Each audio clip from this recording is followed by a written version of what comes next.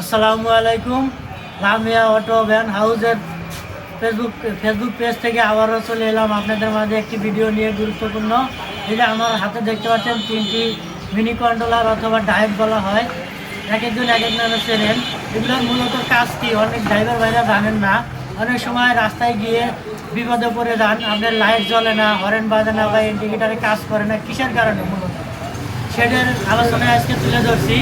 যেটা আমার হাতে যে ডায়েটগুলো দেখতে পাচ্ছেন, এগুলো দিয়ে আসলে আপনাদের গাড়ির মূল্যবান হচ্ছে হরেন, লাইট, ইন্ডিকেটার এগুলো চালানো হয়ে থাকে। আপনারা যদি দেখেন যে অনেক সময় লাইট জ্বলে না কিংবা হরেন বাজে না, তাহলে বুঝতে পারবেন হয়তো ডায়েটের সমস্যার কারণে এগুলো প্রবলেম হয়ে থাকে। তাই আপনারা আশেপাশে দেখবেন, যদি কোনো ভালো মেকানিক থাকে সেখান থেকে দেখিয়ে এটা ঠিক করে নিয়ে তারপরে চলে আসবেন।